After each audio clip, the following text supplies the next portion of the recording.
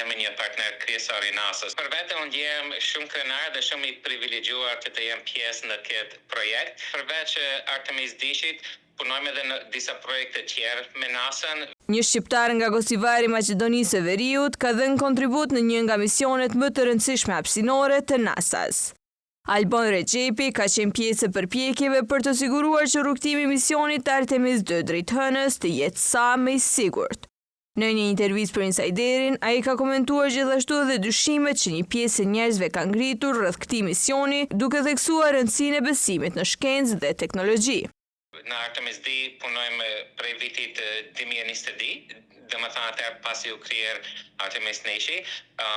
Pjesëmarrja ime është nëpërmjet firmës që e udhëheq, firma quhet Duatron dhe gjendet në Shtetet e Bashkuara të Amerikës. Ne jemi një partner kryesor i NASA-s për këtë projekt.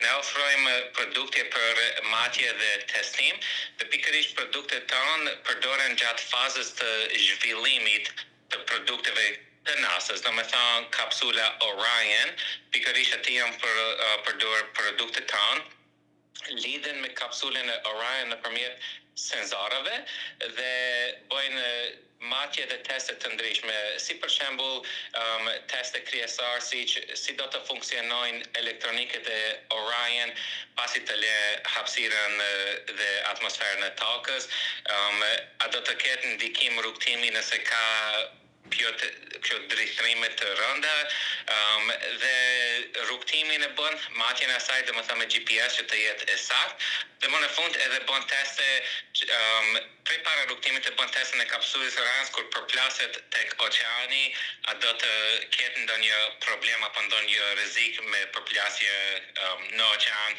pasi gjithë atij rrugtimit, pasi kanë ndryshuar temperaturën shumë, dhe pikërisht edhe e bën matjen se a do të mund të përballoj kapsula apo ajo heat shield i thonë përpara kapsulës, hyrje në atmosferën e tokës, për shkak se kur hir në atmosferën e tokës nxehet shumë dhe mrejn me të vërtet me mija Celsius mrejn temperatura, nuk më teket sakt sa mrejn për arrin një temperaturë shumë të lartë. Do të thonë mundi me thonë që jeni ndër partnerët kryesor të NASA-s. Po, mendoj se jemi, edhe pse jemi një firmë e vogël, dhe më thënë vetëm jemi 23 punëtorë në Shtetet e Bashkuara të Amerikës. Për vete unë jem shumë krenar dhe shumë i privilegjuar të jem pjesë në këtë projekt. Një fjalë, si thënë anglisht do të përdori pak, është surreal. Dhe me thënë si e pabesueshme është të jesh në një projekt si Artemis Dishi, sidomos të jesh në një firmë të vogël.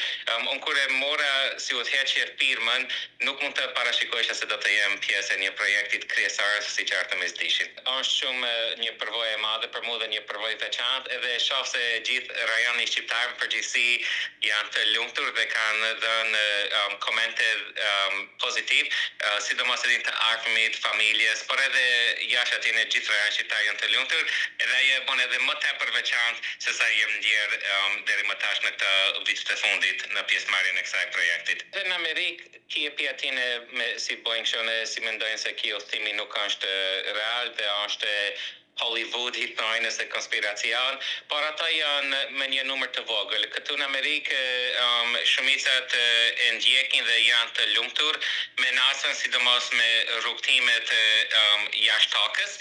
Dhe sa për pak info për njerëzit, vetëm që të mos ketë një ngatrim, ka edhe disa që dishojnë ndoshta nëse Apollo vërtet ishte ndalur tek hëna. Artemis Dish janë pak më ndryshe, është vetëm rrugtim përreth hënës. Domethënë fazat tjera të Artemisit do të jenë kur astronautët do të zbresin tek hëna.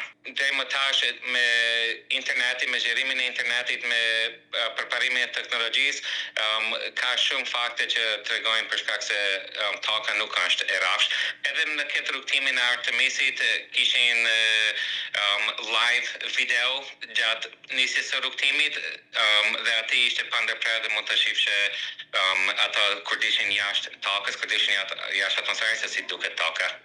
Dhe kishin edhe shumë foto që postuan. Përveç Artemis Dishit, punojmë edhe në disa projekte tjerë me NASA-n, veç si mjet do të kemi një tip projekte, por janë më të vogël, se sa Artemis dishi, domethënë ata nuk do të jenë për lajme apo portalet edhe në Amerikë, por e kemi në plan dhe shpresoj edhe NASA nuk do të ndryshoj planin që të na marrë dhe të na përdor produktet tonë për Artemis 3, 4 dhe 5.